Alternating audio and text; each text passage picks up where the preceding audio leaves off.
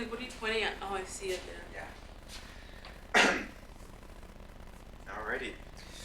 Good morning, everyone, and thank you for joining us for today's service of Multifaith Readings and Reflection. My name is Bavli. I'm one of the spiritual care practitioners here, and thank you for joining us today. The service of Multifaith Readings and Reflection, you'll see throughout it prayers and scripture readings which represent some of our multi-faith community. We encourage everyone to participate in all aspects of the service and to enjoy and celebrate those aspects that you have found most supportive and helpful to you. We hope that everyone will learn something new today, and in that spirit, keep an open mind throughout. Today's theme is on fear. And now we'll have our opening reflection. Fear has pushed me when you wanted me to be led by your loving hand. Fear has tormented me when you wanted me to enjoy your soothing peace. Fear has stolen from me when you want me to possess more than enough. I will stand against fear, and I will conquer fear in the name of all that is good and true. Our next reading comes to us from the Jewish tradition, and this comes from Psalm 27.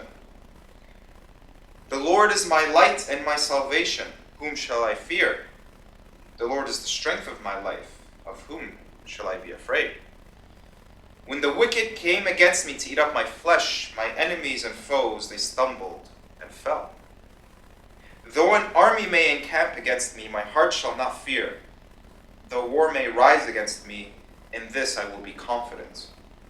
One thing I have desired of the Lord, that I will seek, that I may dwell in the house of the Lord all the days of my life, to behold the beauty of the Lord, and to inquire in his temple. For in the time of trouble he shall hide me in his pavilion. In the secret place of his tabernacle he shall hide me. He shall set me high upon a rock, and now my head shall be lifted up above my enemies all around me. Therefore I will offer sacrifices of joy in his tabernacle. I will sing, yes, I will sing praises to the Lord. Our next reading comes to us from the Christian tradition, and this comes from 1 John. And we have known and believed the love that God has for us. God is love, and he who abides in love abides in God, and God in him. Love has been perfected amongst us in this, that we may have boldness in the day of judgment, because as he is, so are we in the world. There is no fear in love, but perfect love casts out fear, because fear involves torment. But he who fears has not been made perfect in love. We love him because he first loved us. Our next reading comes to us from the Muslim tradition, and this comes from one of Ghazali's writings. Know that action on account of hope is of higher order than action on account of fear, because the creatures who are nearest to Allah are those who love him most, and love dominates hope. This is expressed by two kings, one of them, whom is served through fear of his punishment, and the other through hope of his reward. For this reason, what is desecrated, especially at the time of death, has to do with hope and optimism. Allah said, "Do not despair of the mercy of Allah." Thus he prescribed the root of despair. And it is recorded in the tradition about Jacob that Allah revealed to him, saying, "Do you know why I parted Joseph from you? It was because you said, 'I am afraid that the wolf will eat him,' while you are neglectful of Allah. Why did you fear the wolf and not hope in me? And why did you have regard to the negligence of his brothers and did not have any regard to my persevering him?" Our next reading comes to us from the Baha'i tradition, and this comes from a book entitled A Traveler's Narrative. Today, let every soul desire to attain the highest station.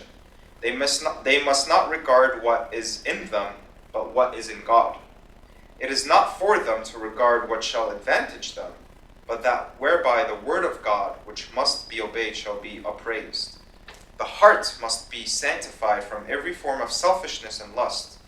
For the weapons of the Unitarians and the saints were and are the fear of God. That is the buckler and which guards humans from the arrows of hatred and abomination. Unceasingly, the standard of pity has been victorious and accounted amongst the most hosts of the world. Thereby do the saints subdue the cities of humans' hearts by the permission of God, the Lord of hosts. Thereby do the saints, darkness has encompassed the earth, and the lamp which gives light was and is wisdom. And of wisdom is the regard of place and the utterance of discourse, according to the measure and state. And of wisdom is decision, for humans should not accept whatever anyone says. Our next reading comes to us from the Buddhist tradition, and this comes to us from the words of the Buddha. Live in joy and love, even amongst those who hate. Live in joy and in health, even among the afflicted. Live in joy and in peace, even among the troubled. Live within and be still, free from fear and attachment. Know the sweet joy of living in the way. There is no fire like greed, no crime like hatred, no sorrow like separation, and no sickness like hunger of heart, and no joy like the joy of freedom. Health, contentment, and trust are your greatest possessions, and freedom your greatest joy. Look within, be still, free from fear and attachment. Know the sweet joy of living in the way. And our next reading comes to us from the Hindu tradition, and this comes from a classical Sanskrit writer. Look to this day, for it is life, the very life of life. It is brief course, lie all the varieties and the realities of your existence. The bliss of growth, the glory of action, the splendor of achievement are but experiences of time. For yesterday's but a dream, and tomorrow's only a vision, and today, well lived, makes yesterday a dream of happiness, and every tomorrow a vision of hope. Look well, therefore, to this day.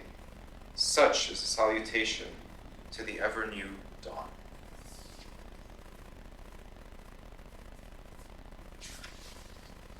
Good morning, everyone, and thank you again for joining us for today's service. My name is Bavli, and as I mentioned earlier, today's theme is on fear. Fear is the path to the dark side. Fear leads to anger, anger leads to hatred, and hatred leads to suffering. Master Yoda was talking to young Luke Skywalker. Luke Skywalker was filled with hatred, which turned into anger, because he might have to fight Darth Vader, which, as we all know, or if we don't, was actually his father. How could this happen? A son may end up killing his own dad? We all have fears. I know I do. One of my fears that I'm trying to overcome is actually dogs. I'm afraid of dogs. Growing up, I had one very negative experience. I had a police dog, a German Shepherd, when I was at the age of 7, jump up and kind of attack me, or what I thought was the dog attacking me. In reality, he was probably trying to be friendly. I was a young boy. German Shepherds are big. However, no one helped me overcome that fear growing up. My parents were new immigrants to Canada and didn't really know what I was experiencing at the time. After that, dogs used to chase me when I was riding my bike or my scooter. So I developed a fear. And that was a fear that stuck with me and still is stuck with me to this day. I still react when I hear a dog bark or even running around. I was afraid of dogs, and there wasn't any kind of convincing that can be done to change my mind. I was afraid. We all have fears. Some fears can seem strange to us. Some have a fear of baldness and of bald people. Others have a fear of the color purple. Some even have a fear of objects on the right side of the body. Fears come in all shapes, forms, and sizes. Being in a hospital bed is a fear on its own. Some might ask, you might be asking, what's going to happen next? All these questions are valid, and all these questions drive our fear of the unknown. The greatest fear anyone can have is the mystery of the unknown. What we can't control, we are afraid of the most. Now, if some of you might know me, you know that I love basketball. So I'm going to share a quote with you by probably one of the greatest basketball players of all time, and probably one of the greatest athletes to ever exist, Michael Jordan. He said that. I have missed more than 9,000 shots in my career. I have lost over 300 games, and over 26 occasions I have been entrusted to take the game-winning shot and missed. I have failed over, and over again in my life, and that is why I succeed. The greatest basketball player of all time was a constant failure. He got cut from his high school team twice before making it on the third try. We all have failed, and because of our failures, we become afraid of the unknown. Some have taken failure and used it as motivation, as Michael Jordan did, and others take fear and failure and use it to inflict pain on others. In all conflicts between groups, there are usually three elements that play out. The first one is the certitude that our group is morally superior, possibly even chosen by God. All others should follow our example or be at our service. In order to bring peace to the world, we have to impose our set of beliefs on others through manipulation, force, and fear, if necessary. This is constantly playing out in our world every day. Just turn on your TV sets and look what's happening across the world, whether it's in Eastern Europe, in Northern Africa, in the Middle East, and you will see this playing out on a daily basis. The second point is a refusal or incapacity to see or to admit to any possible errors and faults in our group. The undeniable nature of our own goodness makes us think we are infallible, that there can be no wrong in us. And the third point is a refusal to believe that any other group possesses truth or can contribute anything of value. At best, others may be regarded as ignorant, unenlightened, and possessing only half-truths. And at worst, they are seen as destructive, dangerous, and possessed by evil spirits, and they need to be overpowered for the good of humanity. Society and cultures are then divided into the good and the bad. The good, attributing to themselves the mission to save, to heal, to bring peace to a wicked world, according to their own terms and under their control and power. How do we overcome this way of thinking? The readings from today reflect on how to take fear and face it head on, and they speak of a common witness. The Jewish reading speaks about the beauty we find in companionship when it says that I may dwell in the house of the Lord all the days of my life, and to behold the beauty of the Lord, and to inquire in his temple. The Christian reading points to a unity found in love when it says, there is no fear in love, but perfect love casts out fear, because fear involves torment. But he who fears has not been made perfect in love. We love him because he first loved us. The Baha'i reading asks us to cleanse ourselves from selfishness when it says that the heart must be sanctified from every form of selfishness and lust, for the weapons of the Unitarians and the saints were and are the fear of God. And lastly, the Islamic reading teaches us that no matter the situation, hope will always be present in our life when it says, know that action on account of hope is of higher order than action on account of fear, because the creatures who are nearest to God are those who love him, and love always dominates. These readings point to a common theme, which is beauty and goodness found in our common humanity, which gives us the strength and the ability to overcome our fears. It is acknowledging our fears and shortcomings that we realize we have the power to change the world. I'm reminded of a famous Marianne Williamson quote on fear when she says, our deepest fear is not that we are inadequate. Our deepest fear is that we are powerful beyond measure. It is our light and not our darkness that most frightens us. We ask ourselves, who am I to be brilliant, gorgeous, talented, and fabulous? Actually, who are you not to be? You are a child of God. Your playing small does not serve the world. There's nothing enlightened about shrinking so that others won't feel insecure around you. We were born to make manifest the glory of God that is within us. It is not just in some of us, it is in everyone. And as we let our own light shine, we unconsciously give others permission to do the same. As we are liberated from our own fear, our presence automatically liberates others. And so, as we are overcoming our fears, we allow others to overcome their own fears. acknowledging our fears gives us a way to shine, a way forward. The Buddhist reading sums it up when it says, live in joy and love, and even among those who hate. Live in joy and in health, even among the afflicted. Live in joy and in peace, even among the troubled.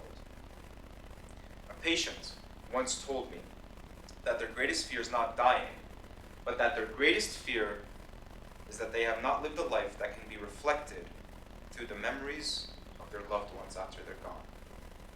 So, as I begin to overcome my fear of dogs and being around them, may you slowly begin to gain the strength and the courage to overcome your fears through all that is good and beautiful that sustains you in your life. And now we will have a concluding reflection, and this comes to us from the Buddhist monk Thich Nhat Hanh. Fear keeps us focused on our past or worried about the future. If we can acknowledge our fear, we can realize that right now we are okay. Right now, today, we are still alive, and our bodies are working marvelously. Our eyes can still see the beautiful sky, and our ears can still hear the voices of our loved ones. Be the change you want to see in the world. What you are is what you think. All that we are arises with our thoughts, and with our thoughts we make the world. May you continue to express peace through your actions, and may all that is beautiful continue to enlighten you in all that you do. Our multi-faith service has concluded. Go in peace. Thank you everyone for joining us for today's service. If you'd like to contact Spiritual Care, you can find our information on the Spiritual Care icons that are on your iPads, and you can also talk to your nurse and they can reach out to us at any time. Thank you so much and enjoy the rest of your day, and we'll see you next week.